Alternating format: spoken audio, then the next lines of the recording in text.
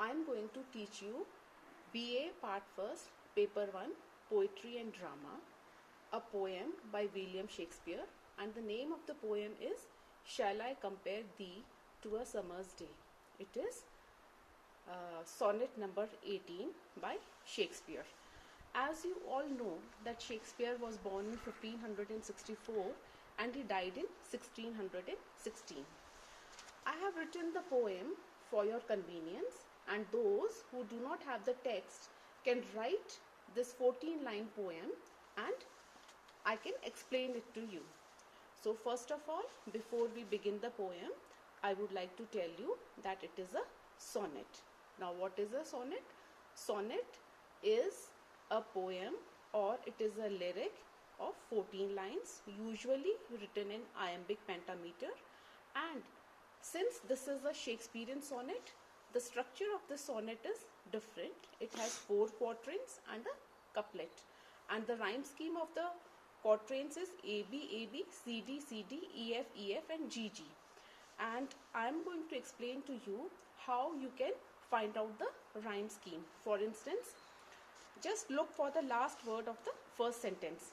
The last word of the first sentence is day. So you write A in front of day. Now the next word is temperate, because temperate does not rhyme with day, so it will just write B. Now the third word, the last word of the third line is May. Now May rhymes with day, so it will be A. Now the last word of the fourth line is date, and date rhymes with temperate, so you write B. So in the first quatrain, the rhyme scheme is AB and AB. Similarly, you go down, it will be shines, declines, dimmed, untrimmed, so it will be CD, CD.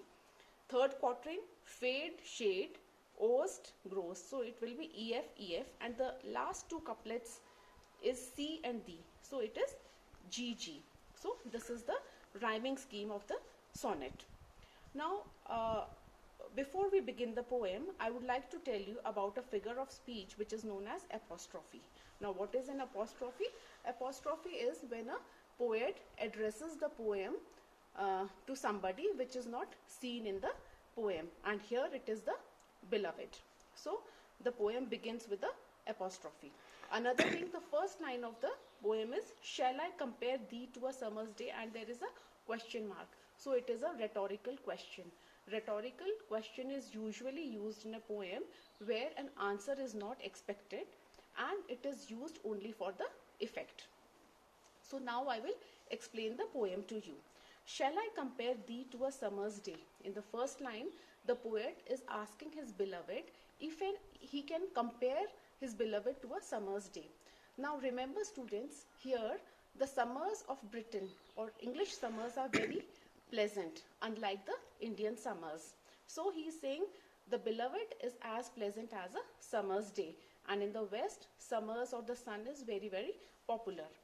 Thou art more lovely and more temperate. Temperate means of even temper or not overcome by passion, but the poet is saying that sun may have a little bit of heat, but the poet's beloved has even temper, and she is never overcome by any kind of passion.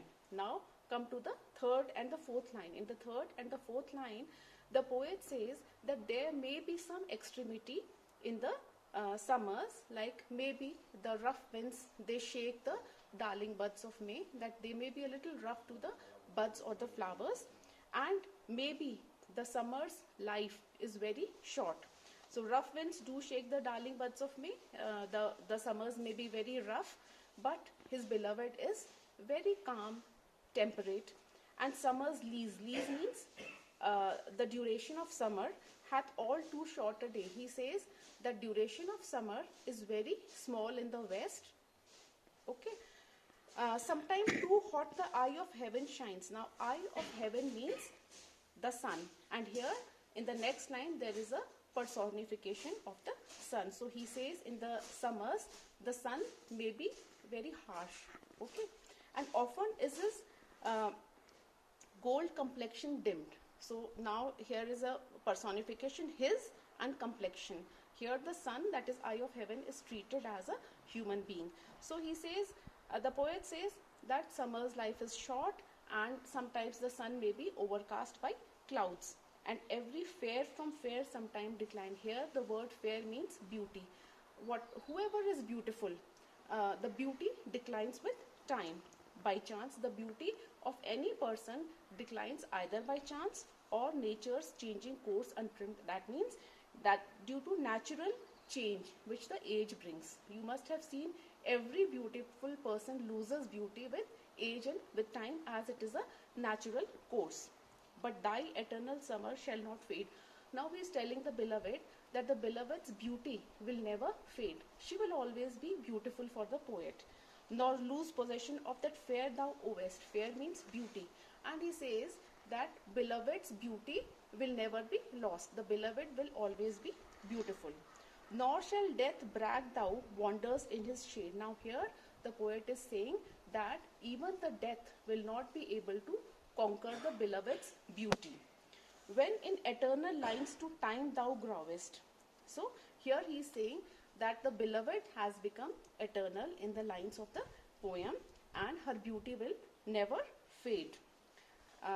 So long as men can breathe or eyes can see, as long as human beings exist on this earth, so long lines lives this. As long as poem lives, as long as human beings are there, the poet's beloved will continue to live. She will be immortalized through the poetry of the poet, through Shakespeare's poem, and gives life to this, and gives life to thee, and this will continue to give life to the poet's beloved. Here I would like to point out that in the 12th line there is a grafting metaphor.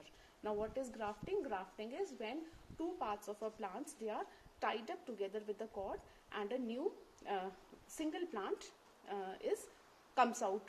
So similarly here through this grafting metaphor, the poet's beloved has become immortal as she is grafted to time with poet's chords or through poet's lines. So this is I have explained you the sonnet, and if you have any comments you can post to me and I'll try to solve all your queries. Thank you, students.